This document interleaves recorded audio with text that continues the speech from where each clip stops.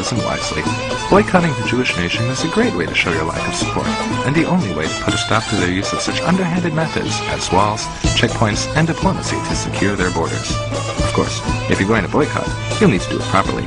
Far too many have failed because they aren't enforced, they're declared illegal or inhumane, or because many Arab nations can't go into Intifada without drinking Coca-Cola. But more often than not, they're simply not comprehensive enough. Past boycotts have only attacked companies. Sure, any company based in or doing business in Israel should be divested from, but there's more than that. The percentage of Israelis with PhDs is higher than in any other country, and these members of the Jewish intelligentsia produce more scientific publications per capita than any other nation, glutting the world with their scientific discoveries and inventions and propaganda. A truly effective boycott must attack these products as well. The following is a short list of do's and don'ts that will help ensure your day-to-day activities do not funnel money into the Israeli war machine. When buying a computer, be sure to buy one that does not have an Intel microchip or microprocessor, as these were invented in Israel. This includes all laptops made in the 20th century. Do not use a computer running the Windows NP, XP, or Vista operating systems developed by Microsoft Israel. Likewise, do not use the latest version of Microsoft Office. Once you've set up your Xeon-free computer, be sure to disable all firewalls and virus protection software, which the IDF invented to stop freedom-fighting hackers. Do not use cell phones. These were invented in Israel, and with every call you make, the Jewish nation gets wealthier. If you absolutely must use cell phones, do not use the camera phone function, as the camera chip is also an Israeli invention. Likewise, do not use voicemail. Do not use AIM, ICQ, or any other instant messenger system, as 4 young Israelis invented them in 1996. Do not use Google, which runs on an Israeli-made search algorithm. Do not play Mastermind. If you're a farmer, do not use water-saving drip irrigation on your fields. Although water may be scarce in some areas, this technology was developed in Israel, and surely you can spare some water to bring down Zionism. Do not drive or support hybrid or electric cars, as Israel has invested millions into green technology, and is even considering installing an electric car grid over the entire nation.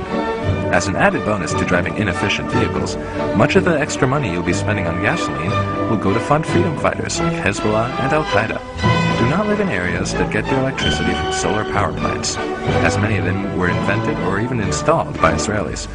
If you live in the Mojave Desert area of Southern California, you may want to consider moving.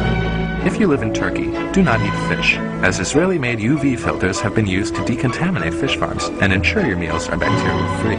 If you live in a country afflicted by the 2006 Indian Ocean tsunami, you may have received free tsunami detectors from Israel.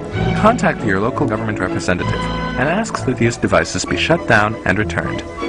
If you are involved in street gangs, organized crime, or freedom-fighting groups yourself, do not use Uzis or Desert Eagles. There are plenty of American-made weapons easily available to aid in your elimination of the Jewish state and its inhabitants. However, note that the United States military receives much of its ammunition from Israeli contractors. Therefore, do not serve in the United States military. Don't let politically correct liberals fool you. The stereotype of the greedy and talented Jewish doctor is tried and true. Here are some ways to ensure that Israeli medicine men don't profit from healing your sickness. When receiving medication while hospitalized, make sure the doctor writes the prescription by hand on paper, and that no computers are used to ensure proper administration of drugs. This system was designed by Israel, and the lives it saves are thus responsible for the suffering of hundreds of healthy Palestinians. Doctors, do not use Givun imaging swallowable camera pill to assist in getting gastrointestinal diseases diagnosed. Patients, do not swallow such a pill. Do not install baby sense monitors to prevent sudden infant death syndrome. Do not use the clear light method to treat acne. Soap and water will do just fine. Do not use the drug Copaxone to fight multiple sclerosis. Soap and water will do just fine. Women, please insist on using methods that require radiation for diagnosing breast cancer, as the fully computerized radiation-free alternative is an Israeli device. Doctors, do not inform your patients of the existence of this alternative. Do not donate money or blood at drives organized by a branch of the International Committee of the Red Cross. In 2006, they accepted Israel and Magen David Adom into their organization, despite the valiant efforts of the Red Crescent to prevent this over the years. If you develop a heart problem, insist that your medical practitioner not install cardiac stents to keep your blood flowing, or use a new device that helps to heart pump blood, or any other treatments, as many have been developed by Israelis.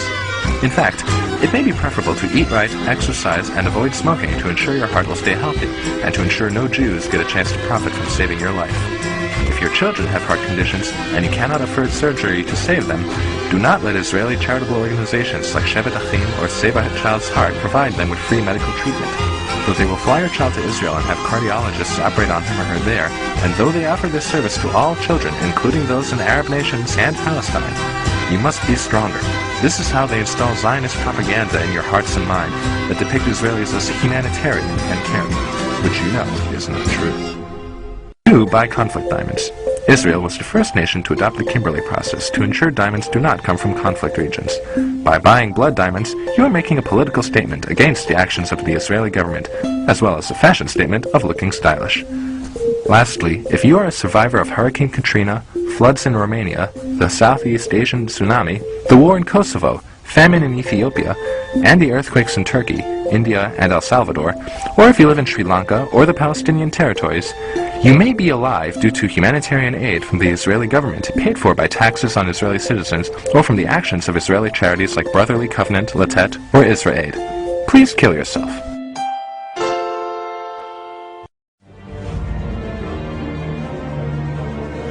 Be sure to ask your local government representative about reducing your region's Zion footprint. Also, ask administrators at your local colleges and universities to cut ties with academics in Israel. For more information, look for one of the many anti-Israel sites on the internet, or the hundreds of anti-Israel groups on Facebook. We hope you found the information in this guide useful, and wish you good luck in your efforts to bring down the Jewish nation. It will not be an easy task. Israel has a firm ideological grip on the planet. They have convinced many that they are the victims, to the point that in the United States both Democrats and Republicans take pro-Israel stances. Fortunately, not everyone has been fooled.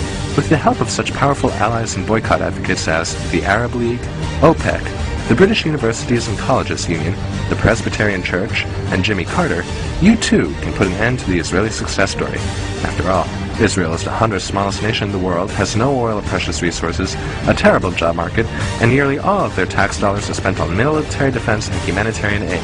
They can't keep that up forever, and with the help of dedicated divestors such as yourself, perhaps one day the world can be free from Israel and go back to the way it was before.